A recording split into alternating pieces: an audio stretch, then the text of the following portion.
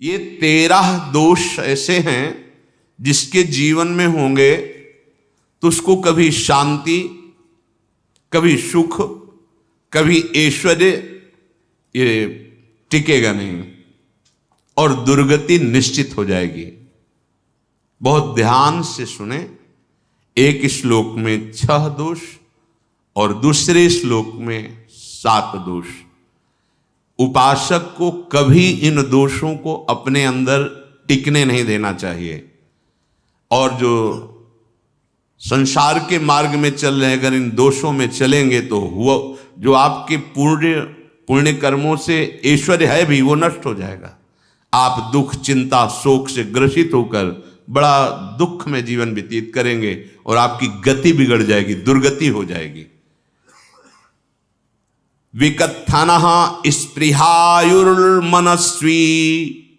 बिभ्रत कोपम चपलो अरक्षणश्च एतान् पापाः षण्णराः पाप धर्मान् प्रकुर्वते नोत्र सन्तः सुदुर्गे संभोग संविद विषमोति मानी दत्तानुतापी कृपणो बलीयान वर्ग प्रशंसी वनितास्तु देष्टा एते परे सप्तनशंस वर्गाः। जो अपने मुख से अपनी बड़ाई प्रशंसा करता है, ये 13 लिख लो दिमाग में, डायरी में, क्योंकि ये नोट हो रहा है, आवाज डाली जाएगी, आप बार बार सुन, इनसे बचिए। अपनी बड़ाई, अपनी प्रशंसा कभी अपने मुख से नहीं करना, नहीं तो आपके पुण्य नष्ट हो जाएंगे, बुद्धि भ्रष्ट माने गिर जाएगी। अगर परमार्थ में चल रहे हैं तो भी, और व्यवहार में तो पुण्य नष्ट हो ही जाएंगे। बुद्धि गिरी हुई तभी ऐसी बात होती है। और यह दोष बहुतायत है, ये बहुत प्रभावशाली है। अपनी बड़ाई मारना, इसको देख लो, पकड़ो, सत्संग है। अपने मुख से कभी अपनी बड़ाई ना करना। अगर कोई अपने मुख से अपनी बड़ाई करता है तो उसके सुकृत नष्ट हो जाते हैं, बुद्धि भ्रष्ट माने गिर जाती, पतित हो जाती है, फिर निर्णय ठीक नहीं। अगर हमारा सारथी, हमारा ड्राइवर मूढ़ हो तो कहीं भी हमको गिरा देगा, तो वो बुद्धि भ्रष्ट मतलब गिर जाती है, निर्णय करने लायक नहीं रहती। अपनी प्रशंसा अपने मुख से करना। दूसरा, लोलुपता, ये वृत्ति नहीं होनी चाहिए। धर्म से चलेंगे, धर्म के द्वारा जो हमें प्राप्त होगा उसी से हम अपना भरण पोषण करेंगे। आपके बच्चे स्वस्थ होंगे, बुद्धिमान होंगे, परिवार में बहुत सुख और शांति होगी। भले दीपक की तरह जलो, बहुत काल तक रहेगी। लक्ष्मी जी भी आपके घर में बहुत काल, हम ये नहीं कहते कि बहुत नहीं, जितनी है बहुत सुख शांति से चलोगे। अगर लोलुपता करोगे, हिंसा, छल कपट, व्यभिचार, चोरी, ऐसे धन आ जाए, वो आएगा, लेकिन वो हाइलोजन की तरह आएगा, एकदम प्रकाश और फ्यूज, बिल्कुल अंधकार करके जाएगा। देख लेना, तुम्हारे जो सुख के हेतु हैं, तुम्हारा शरीर, तुम्हारे बच्चे, तुम्हारी पत्नी, तुम्हारा परिवार, उसको देख के तुम रात दिन जलोगे बिना आग के। ऐसे उनके आचरण होंगे, ऐसे उनके अंग होंगे, ऐसे उनके दिमाग होंगे, ऐसा उनका व्यवहार होगा। ये लोलुपता अगर उपासक में या किसी में है तो उसको नष्ट कर देती है। सावधान। तीसरा, यदि आपका अपमान होता है तो आपको उसे सहन करना होगा, उससे आपके पाप नष्ट हो जाएंगे। जो तनिक सा भी अपमान होने पर बहुत क्रोध करके दूसरे का अपकार करने लगता है, ये आपका पतन करा देगा, ये आपको फंसा देगा, हृदय जलेगा, अर्थव्यवस्था नष्ट होगी, पूरा परिवार दुखी होगा। जरा सा अपमान की संभावना में आप किसी से भी भिड़ गए, किसी से भी, वो ये प्रवृत्ति आपका पतन कर देगी। उपासक में तो अपमान सहना अमृत है, नीचापमानम सुधा, पर व्यवहार में भी ज्यादा उत्तेजित मत होइएगा। ये तो कुछ मिनट की बात है, अगर आपने उसे मारा पीटा, रिपोर्ट हुई कानून की, ओ फंसते चले जाओगे, अर्थ जाएगा, समय जाएगा, चिंतन जाएगा, बहुत तरह से हानि हो जाएगी। अगर आप सह गए तो आपका सहना उसके लिए आग बन जाएगा। उमा क्षमा साप होते भारी, तुम्हें दंड देने की जरूरत नहीं, उसका एक कर्म ही उसे दंड दे देगा। आप शांत हो जाइए, आप सत्संगी हैं, आप शांत रहिए। चौथा, निरंतर क्रोध और उसका चिंतन। बैठे बैठे बस द्वेषियों का चिंतन ही हो रहा है, अंदर क्रोध का चिंतन और द्वेषियों का चिंतन ही हो रहा है। द्वेष भरी बातें, द्वेष भरे क्रियाएं, उन्हीं का चिंतन करके जलते रहना क्रोध से। उपासक को तो क्रोध करना ही नहीं चाहिए, बहुत शांत। ठीक है, अभ्यास में कभी क्रोध हो सकता है, उसको फिर समन करो, अंदर से प्रायश्चित जैसा कि अब गलती हुई, आगे नहीं करेंगे। और व्यवहार में भी क्रोध को आप पीना सीखें। अगर बार बार आपका क्रोध प्रकट होता ही रहेगा, आपका स्वभाव बिगड़ जाएगा, आपके पुण्य नष्ट हो जाएंगे और आपका जीवन नष्ट हो जाएगा। देने वाला उतना दे देगा आपको, आनंदित रहो। पैसा खर्चा, सब पूरे जीवन का विध्वंस मचा दिया क्रोध ने। कहीं भी आप देखो, किसी से क्रोध करके देखो, फिर देखो तुम्हारा भजन चल रहा है, तुम्हारी वो आनंद वृत्ति है नहीं, जलोगे और वो जलन और गुस्सा दिलाएगी और वो बैठे बैठे जलो नहीं। ये क्रोध जो है, ये चाहे व्यवहार में हो चाहे परमार्थ में, दोनों की हानि करने वाला है। और आश्रित जनों की रक्षा ना करना। अगर कोई भाग कर आपके पास आ गया है, कोई पशु पक्षी या कोई मनुष्य, आपको चाहिए कि अब चाहे हमारे पहले प्राण जाएं, उसकी रक्षा करेंगे। सीवी जैसे तो कोई बिरले ही होते हैं, पर इतना जरूर ध्यान रहे, जैसे कोई पशु पक्षी किसी भय से आपके सीमा के अंतर्गत आ गया है, अब उसकी रक्षा करनी है आपको। अगर आप स्वयं मार देते हैं या मरवा देते हैं, या आपके सुकृत नष्ट कर देगा, या आपकी दुर्गति का कारण बन जाएगा। और जो पाप कर्म उत्साहित होकर करते हैं, उपासक को तो बहुत सावधान रहना चाहिए, पर व्यवहार में भी जो नहीं करना चाहिए, अगर वो पाप कर्म आपके द्वारा मन में प्रेरित हो रहे हैं, संकल्प बन रहा है, क्रियाएं हो रही, दुर्गति पक्की, पुण्य नष्ट हो जाएंगे, दुख अशांति बढ़ती चली जाएगी, कभी शांति नहीं प्राप्त कर पाएंगे। ऐसा नहीं कि जो मन में आवे सो करें। पापाचरण निडर और उत्साहित होकर करना, अगर ऐसे लक्षण है, निश्चित दुर्गति होती है।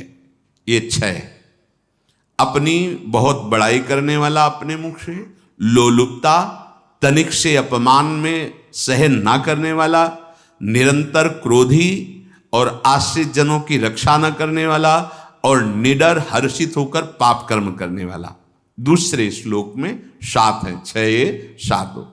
1, संभोग का ही चिंतन करना, संभोग में ही मन लगाना, संभोग दूसरी स्त्रियों के साथ करने की भावना रखना। संभोग पहला है, संभोग।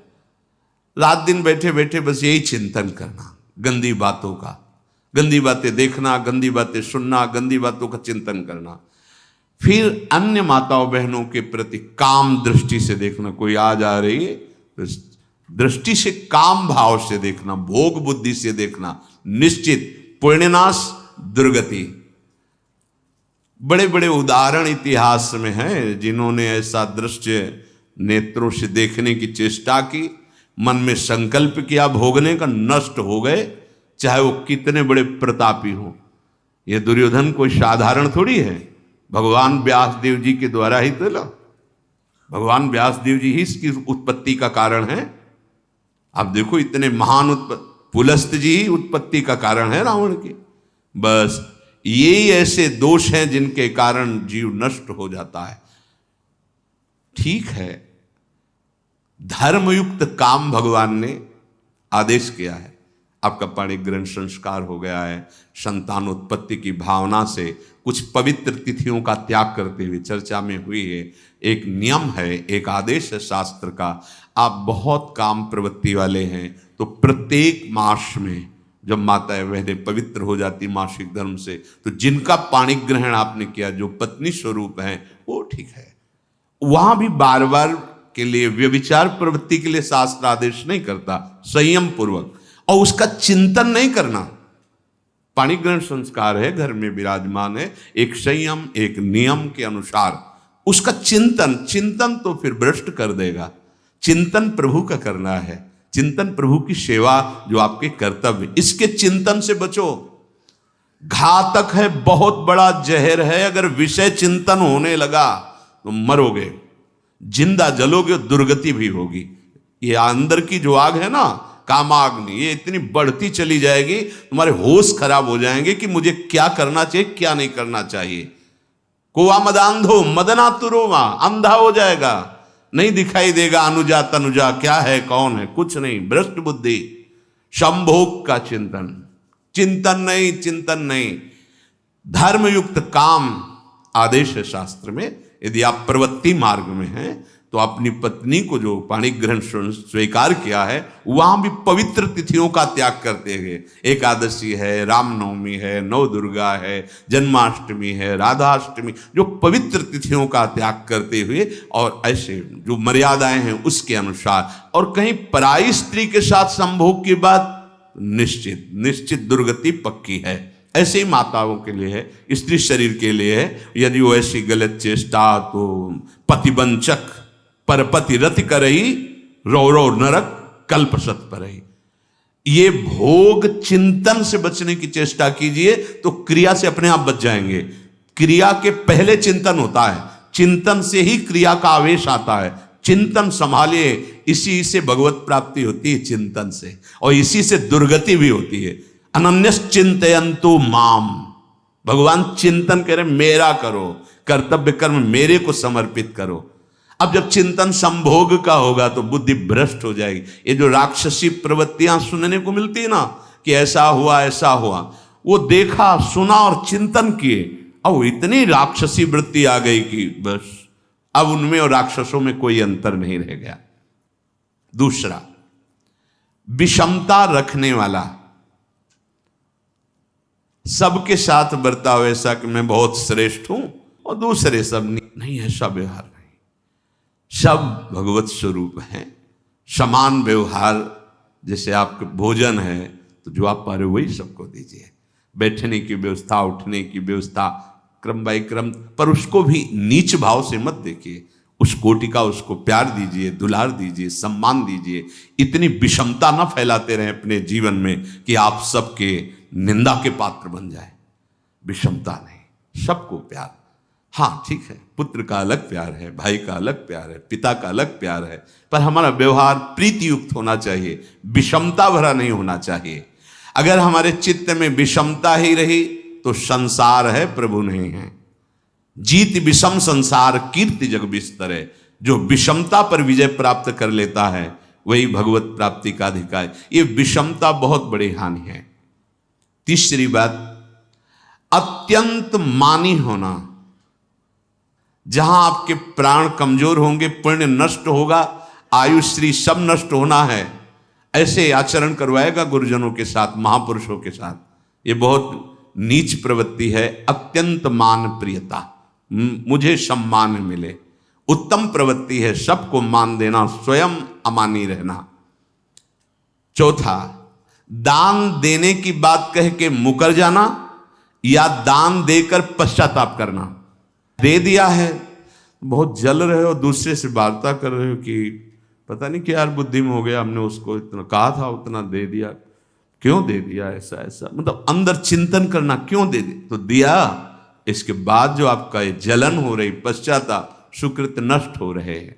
दान देकर पश्चाताप करना या दान देने की बात कह के मुकर जाना। जैसे आपने कह दिया आपको इतना इतना ऐसा, अब आप मुकर गए, ब्याज सहित तुम्हें देना होगा, ये तुम्हारी दुर्गति का कारण बन जाएगा। ऐसे ही नहीं बोलना चाहिए, बहुत होश से। वाणी एक अमोल है, जो कोई बोले जान, ये तराजू तौल के तब मुख बाहर आन।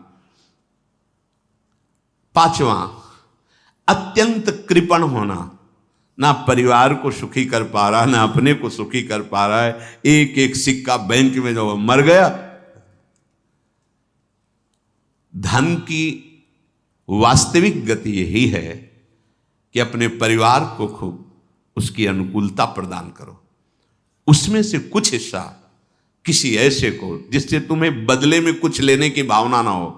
कोई साधु महात्मा, गाय, पशु, पक्षी, किसी भी जीव बीमार है शरीरधारी, उसके जिससे कुछ कभी लेने की भावना ना हो, एहसान की भावना ना हो। सो धन धन्य प्रथम गति जाकी, धन्य हो गया उसका धन। अब वो कृपण का धन किसी काम में, ना स्वसुख, ना परिवार के सुख, ना धर्म कार्यों में, व्यर्थ जीवन चला गया। उसी धन का चिंतन करना, उसी का संग्रह करना और उसी की रक्षा करते करते शरीर छोड़ देना, तो चिंतन बिगड़ गया। तो कह रहे हैं जो कृपणता है और अर्थ और काम की प्रशंसा, उसी की चर्चा, उसी का चिंतन, रुपया और भोग, उसी की चर्चा कर, जहां बैठे रुपया की चर्चा, भोग की चर्चा, जहां एकांत में बैठे उसी का चिंतन, कैसे रुपया बढ़े, कैसे भोग मिले। और अगर अवसर मिला तो रुपया अधर्म से आवे चाहे धर्म से, उसको इसकी कोई परवाह नहीं। भोग चाहे धर्म से हो चाहे अधर्म से, जिसका अर्थ और काम भोग ही चिंतन है वो धर्म नहीं। जिसका धर्म चिंतन का विषय है तो अर्थ और काम भी ऐसा होगा जो मोक्ष प्रदान करने वाला हो। धर्म, अर्थ, काम, मोक्ष। और जो बालक, स्त्री, पागल, असहाय, जो इनकी रक्षा न करके इनकी हानि करता है, दुर्गति निश्चित है। माना आपकी पत्नी है, उसका स्वभाव बिगड़ा हुआ है, क्रोधी है, कटु वचन बोल, लेकिन आपके ही प्रारब्ध के लिए, माना आपका पति ऐसा स्वभाव वाला, पर आपके ही प्रारब्ध से तो संयोग बना है आकर, अब इसका निर्वाह कर ले जाओ तो पवित्र हो जाओगे दोनों। और अगर झगड़ा और लड़ाई और मारपीट और कहीं हिंसा आदि के रूप में उतर गए तो फिर और करनी बिगड़ गई। बालक है, आप उसको ज्ञान नहीं कि आप पवित्र है, कि आप पवित्र है, उसको ज्ञान नहीं कि आप उसके साथ व्यवहार अच्छा कर रहे हैं कि बुरा कर रहे हैं। रक्षा करनी है आपको, शोषण नहीं करना। कह रहे हैं स्त्री, बालक और पागल, जैसे विक्षिप्त है, पागल है, आपको रक्षा करनी है। बन जाए तो उसको भोजन, ऐसा नहीं कि ईंट मारो, उसको अपमानित करो, उसकी बुद्धि खराब है, प्रारब्धवशात खराब हो गई है।